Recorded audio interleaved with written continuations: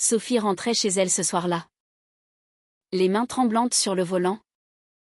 Après une journée épuisante au cabinet d'avocat. En fouillant dans le vieux bureau de sa mère décédée, elle tomba sur une lettre jaunie, adressée à elle-même, datée de 15 ans plus tôt. Les mots qu'elle lut la figèrent sur place. Sa mère confessait avoir su pour son attirance envers les femmes depuis l'adolescence. Et l'avait cachée pour la protéger de la société. Ce choc la propulsa dans un tourbillon d'émotions, remettant en question toute sa vie construite sur des mensonges, et la poussant à confronter son mariage avec Antoine. Un union de convenance qui masquait sa véritable identité. Le lendemain matin, Sophie se réveilla avec une migraine lancinante. La lettre froissée encore serrée dans sa main. Elle avait passé la nuit à relire ces lignes. Chaque mot comme une lame tranchant dans son cœur. Comment sa mère avait-elle pu garder ce secret? Sophie, à 30 ans, avait toujours cru que son attirance pour les femmes était un caprice adolescent qu'elle avait enterré sous des couches de respectabilité sociale. Avocate respectée à Paris, mariée à un homme charmant issu d'une famille bourgeoise, elle incarnait l'image parfaite de la réussite. Mais cette lettre ravivait tout, les souvenirs d'un baiser volé avec une camarade de lycée. Les nuits d'insomnie à se convaincre que c'était une phase passagère. Elle décida de ne rien dire à Antoine pour l'instant. Mais le doute s'insinuait déjà, rongeant les fondations de leur vie commune. Au bureau, Sophie tentait de se concentrer sur un dossier de divorce compliqué. Mais ses pensées déviaient constamment. Elle imaginait sa mère, veuve pieuse, lisant dans son journal intime adolescent et choisissant le silence plutôt que le soutien. Était-ce de l'amour ou de la lâcheté? La société française des années 2000 n'était pas si ouverte. Surtout dans leur petite ville de province avant que Sophie ne monte à Paris pour ses études. Mais aujourd'hui, en 2026, les choses avaient évolué. Non. Les mariages pour tous étaient loi depuis plus d'une décennie. Pourtant les préjugés persistaient dans les cercles conservateurs comme celui de sa belle famille. Sophie envoya un message à sa meilleure amie. Claire? Pour un café après le travail. Peut-être que parler l'aiderait à y voir clair. Le café se transforma en confession. Assise dans un bistrot du Marais, Sophie raconta tout à Claire. Les larmes aux yeux. Claire, openly lesbienne depuis des années, l'écouta sans jugement. Mais ses mots étaient directs. Sophie, tu as vécu dans le déni pour plaire à tout le monde. Ta mère t'a peut-être protégée. Mais elle t'a aussi emprisonnée. Qu'est-ce que tu vas faire maintenant? Sophie hésita. Divorcer Antoine signifierait briser une famille en apparence parfaite. Affronter le regard de ses collègues. Et peut-être perdre des clients conservateurs. Mais ignorer cette vérité la détruirait de l'intérieur. Ce soir-là, rentrant chez elle, elle trouva Antoine en train de préparer le dîner. Souriant comme toujours. Tout va bien? Ma chérie, demanda-t-il. Elle hocha la tête. Mais son cœur se serrait. Le mensonge commençait déjà à peser. Les jours suivants furent un tourbillon de décisions impulsives. Sophie commença à explorer discrètement des forums en ligne sur l'identité lesbienne, lisant des témoignages de femmes dans sa situation. Une histoire en particulier la frappa, une femme qui avait quitté son mari après 20 ans de mariage, pour vivre enfin authentiquement. Mais le coût avait été élevé: aliénation familiale, bataille judiciaire pour la garde des enfants. Sophie n'avait pas d'enfant, mais l'idée de blesser Antoine la hantait. Il était un bon mari, attentionné, mais leur intimité avait toujours été tiède. Comme un devoir plutôt qu'une passion. Elle se surprit à observer les femmes dans la rue, sentant une attirance refoulée remonter à la surface. C'est lors d'une exposition d'art contemporain au Centre Pompidou qu'elle rencontra Émilie. Âgée de 25 ans. Émilie était une artiste émergente. Avec ses cheveux bruns ondulés et ses yeux verts pétillants de créativité. Elle présentait une série de toiles explorant l'identité féminine et les relations cachées. Sophie, venue seule pour se changer les idées, s'arrêta devant une peinture représentant deux femmes enlacées dans l'ombre d'une cathédrale. « Ça vous parle ?» demanda Émilie, s'approchant avec un sourire chaleureux. Sophie rougit, balbutiant une réponse. Leur conversation s'étira, passant de l'art à la vie personnelle. Émilie était open-liguée, assumant son orientation sans filtre. Ce qui fascinait et effrayait Sophie. Elles échangèrent des numéros. Et bientôt, des messages quotidiens devinrent des appels tardifs. Émilie partageait ses luttes, rejetée par sa famille conservatrice de Lyon. Elle avait fui à Paris pour vivre librement. « J'ai payé le prix. Mais je ne regrette rien », confia-t-elle un soir. Sophie se sentait vivante pour la première fois. Mais la culpabilité la rongeait. Antoine remarqua son éloignement, attribuant cela au stress du travail. « On devrait partir en week-end », proposa-t-il. Sophie accepta. Mais son esprit était ailleurs. Lors d'un dîner avec sa belle famille, les remarques homophobes sur un couple gay à la télé la firent bouillir intérieurement. Elle se tut. Mais le conflit intérieur s'intensifiait. Un soir, après une dispute mineure avec Antoine sur des détails domestiques, Sophie craqua. Elle lui avoua la lettre, son attirance pour les femmes et ses doutes sur leur mariage. Antoine fut dévasté, accusant d'abord le choc, puis la trahison. « Depuis quand ? Avec qui ?» cria-t-il. Sophie nia toute infidélité physique, mais admit ses conversations avec Émilie. La nuit se termina en larmes, Antoine dormant sur le canapé.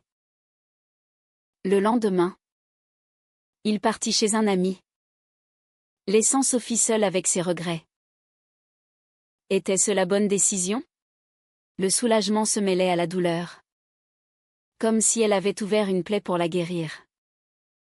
Sophie contacta Émilie pour du soutien, et elles se virent dans un parc. Émilie l'écouta, offrant une épaule compatissante. « Tu as été courageuse », murmura-t-elle. Leur proximité se transforma en un baiser impulsif. Le premier vrai pour Sophie. C'était électrique, confirmant ce qu'elle avait nié si longtemps. Mais la réalité frappa vite, Antoine appela, demandant une pause pour réfléchir. Sophie accepta. Mais le secret pesait. Elle commença à voir un thérapeute, explorant ses conflits internes, le devoir filial, la pression sociale et le droit à l'amour authentique. Les semaines passèrent, et Sophie navigua entre culpabilité et liberté naissante. Elle et Émilie se rapprochèrent, partageant des promenades le long de la Seine, des discussions profondes sur l'art et la vie. Mais les ombres planaient, des amis communs murmuraient. Et sa sœur, apprenant la nouvelle, la confronta. « Pense à maman. Elle n'aurait pas voulu ça, dit-elle. » Sophie riposta, défendant son droit à être elle-même. Le clivage familial s'amorçait, testant les liens du sang contre l'authenticité personnelle. Sophie se réveillait chaque matin avec un mélange d'excitation et d'angoisse. Sa relation avec Émilie fleurissait discrètement, loin des regards indiscrets. Elles se rencontraient dans des cafés obscurs ou chez Émilie. Un petit atelier rempli de toiles inachevées. Émilie, avec sa passion débordante, encourageait Sophie à embrasser sa vérité. Tu n'es pas obligée de tout sacrifier d'un coup, conseillait-elle. Mais Sophie savait que le mensonge avait un prix. Au travail, elle perdit un client important après une rumeur sur sa vie personnelle. Dans ce milieu, l'image compte, lui dit son associé. La pression montait, la forçant à choisir entre carrière et identité. Antoine, de son côté, luttait avec la trahison. Il consulta un avocat pour explorer les options de divorce. Mais hésitait. Je t'aime encore, avoua-t-il lors d'une rencontre tendue dans un restaurant. Sophie pleura, reconnaissant l'amour platonique qu'ils partageaient, mais insistant sur son besoin d'authenticité. J'ai vécu une vie qui n'était pas la mienne, expliqua-t-elle. Antoine partit furieux, se sentant utilisé. Bientôt, il confia tout à sa famille, qui bombarda Sophie de messages accusateurs. Tu détruis tout pour un caprice, écrivit sa belle-mère. Sophie bloqua les numéros. Mais le mal était fait, l'isolement s'installait. Émilie proposa une escapade à la campagne, dans une maisonnette près de Fontainebleau. Là, loin de Paris, elles purent être elles-mêmes. Sophie se confia sur son enfance, une mère stricte, un père absent, et une éducation catholique qui stigmatisait l'homosexualité. J'ai appris à me cacher, murmura-t-elle. Émilie partagea ses propres cicatrices, expulsée de chez elle à 18 ans. Elle avait survécu grâce à des jobs précaires avant de percer dans l'art. Leur lien se renforçait. Mais un appel de la sœur de Sophie interrompit l'idylle. Antoine est effondré. Il parle de te poursuivre pour faute. Sophie paniqua, un divorce conflictuel ruinerait sa réputation. De retour à Paris, Sophie affronta Antoine dans leur appartement vide. Il avait emporté ses affaires, laissant des espaces béants. Je ne veux pas te haïr, dit-il, les yeux rougis. Ils négocièrent un divorce amiable. Mais les émotions débordèrent. Antoine révéla avoir soupçonné quelque chose depuis des années, mais avait fermé les yeux par peur. Sophie s'excusa, reconnaissant sa part de responsabilité dans ce mensonge mutuel. Ils signèrent les papiers, mais le coût émotionnel était immense, des amis se divisaient, choisissant des camps. Au milieu de ce chaos, Émilie reçut une offre pour exposer à Berlin. Viens avec moi, implora-t-elle. Sophie hésita, quitter Paris signifierait abandonner sa carrière naissante en droit familial. Ironiquement. Mais rester l'exposerait à plus de jugement. Elle consulta sa thérapeute, qui souligna les mots haussés. Était-il juste de poursuivre une relation née dans le secret? Sophie décida de suivre Émilie. Mais pas sans confrontation finale avec sa famille. Lors d'un dîner tendu chez sa sœur à Versailles, Sophie annonça sa relation. Sa sœur explosa, tu déshonores la mémoire de maman. Pense aux enfants. À la société. Sophie défendit son choix, arguant que l'amour n'avait pas de genre. Mais les mots blessants fusèrent, ravivant des plaies d'enfance. Elle partit en larmes, se sentant orpheline pour la seconde fois. Émilie l'attendait, offrant du réconfort. Mais Sophie doutait, était-ce de l'amour ou une échappatoire? Les mois suivants furent marqués par des hauts et des bas. À Berlin, Sophie trouva un job temporaire comme consultante. Mais le déracinement pesait. Émilie, absorbée par son art, négligeait parfois leurs problèmes. Une dispute éclata quand Sophie accusa Émilie d'être insouciante. « Tu ne comprends pas le prix que j'ai payé », cria Sophie. Émilie riposta, rappelant ses propres sacrifices. Elles se réconcilièrent, mais la tension persistait. Soulignant les différences, Émilie, libre et bohème, versus Sophie, structurée et prudente. De retour en France pour finaliser le divorce, Sophie affronta un scandale. Un collègue malveillant avait répandu des rumeurs, coûtant à Sophie une promotion. Furieuse, elle le confronta au bureau. « C'est de la discrimination », accusa-t-elle. L'affaire escalada, impliquant les ressources humaines. Sophie gagna une compensation, mais la victoire était amère, sa vie privée exposée. Antoine, apprenant cela, offrit son soutien inattendu. « Je ne veux pas que tu souffres plus. » Ce geste la toucha, révélant que la trahison pouvait mener à une amitié inattendue. Émilie, jalouse de ce contact avec Antoine, questionna la loyauté de Sophie. « Es-tu vraiment avec moi ?» demanda-t-elle. Sophie rassura. Mais intérieurement, elle luttait avec le deuil de son ancienne vie. Une nuit, elle rêva de sa mère, qui lui souriait enfin. Au réveil, elle décida d'écrire une lettre à sa sœur, expliquant son parcours. Pas de réponse immédiate, mais un pas vers la guérison. Le climax approchait quand Émilie reçut une menace anonyme, des photos volées d'elle ensemble, envoyées à son galeriste conservateur. Paniquée, Émilie accusa Sophie d'être imprudente. « C'est ta famille ?» Sophie nia. Mais le doute s'installa. Elles enquêtèrent discrètement, découvrant que c'était un ex d'Émilie. Jaloux. La confrontation fut violente verbalement, Émilie le menaçant de poursuites. Sophie admira sa force, mais réalisa les risques constants de leur vie. La relation de Sophie et Émilie entrait dans une phase critique.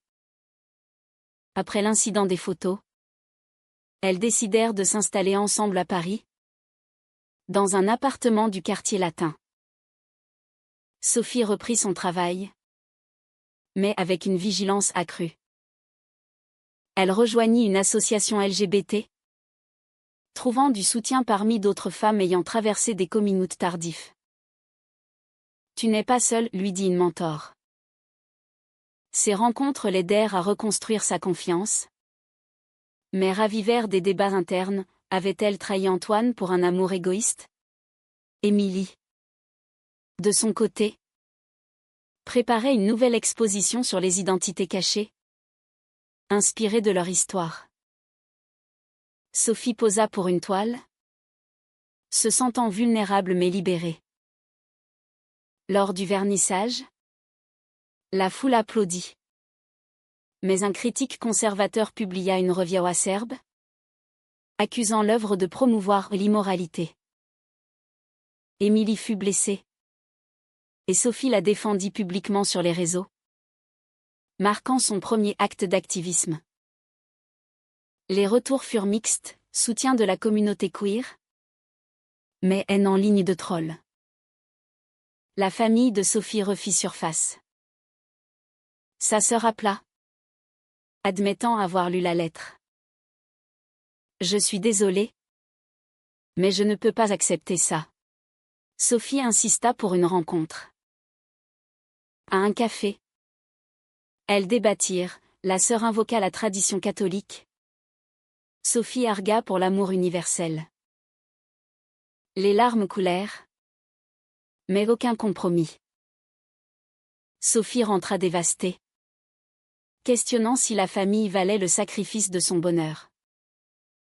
Antoine, maintenant divorcé, entama une nouvelle relation. Il invita Sophie à un déjeuner amical. « Je suis heureux pour toi, dit-il sincèrement. » Sophie fut soulagée, mais apprit qu'il avait souffert en silence. « J'aurais dû voir les signes, confia-t-il. » Ce moment ferma un chapitre, permettant à Sophie de avancer sans culpabilité résiduelle. Cependant, une trahison inattendue frappa. Émilie, sous pression artistique, confia leur histoire à une amie journaliste, qui en fit un article anonymisé. Sophie le découvrit par hasard, se sentant exposée. « Comment as-tu pu » cria-t-elle. Émilie s'excusa, expliquant vouloir sensibiliser. Mais le dommage était fait, des collègues lurent l'article, augmentant les ragots. Sophie envisagea la rupture, pesant le coup de la confiance brisée. Elles traversèrent une période de séparation temporaire. Sophie logea chez Claire, réfléchissant à ses choix. Était-ce l'amour vrai? Ou une rébellion contre son passé? Émilie, seule, réalisa son erreur, envoyant des messages d'excuses. Finalement, elles se retrouvèrent dans le parc où elles s'étaient embrassées. « Je t'aime. Mais je dois apprendre à respecter tes limites, promit Émilie. » Sophie pardonna, mais avec des conditions, plus de secrets. Leur relation se renforça, mais les défis sociétaux persistèrent. Lors d'une manifestation pour les droits LGBT, elles affrontèrent des contre-manifestants. Une insulte visa Sophie personnellement, la faisant douter de sa visibilité. Émilie la soutint, on se bat pour ça. Sophie s'engagea plus, écrivant un essai sur son parcours pour un magazine. Un twist surgit quand la sœur de Sophie révéla un secret familial, leur mère avait elle-même eu une relation lesbienne cachée dans sa jeunesse. « C'est pour ça qu'elle t'a protégée, expliqua-t-elle. Sophie fut choquée, voyant le cycle de silence. Cela mena à une réconciliation partielle, la sœur admettant ses préjugés. Émilie et Sophie planifièrent un voyage en Provence pour se ressourcer. Là, au milieu des lavandes, elles discutèrent d'avenir, mariage, adoption. Mais la réalité frappa des lois encore discriminatoires en France pour les couples lesbiens. Sophie, avec son background juridique, décida de s'impliquer politiquement. De retour, un accident mineur, Émilie glissa en atelier, se blessant, testa leur lien. Sophie veilla sur elle, réalisant la profondeur de son engagement. « Je ne peux pas imaginer la vie sans toi », confia-t-elle. Pourtant, une nouvelle confrontation, un ex-client de Sophie, homophobe, la harcela en ligne. Elle porta plainte, gagnant, mais l'épuisement émotionnel la frappa. Émilie proposa une thérapie de couple, qu'elles entamèrent. Les sessions révélèrent des insécurités, Sophie craignait l'abandon, Émilie la perte de liberté.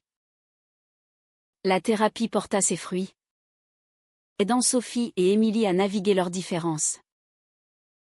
Sophie, plus assurée, reprit son rôle d'avocate avec un focus sur les droits LGBT.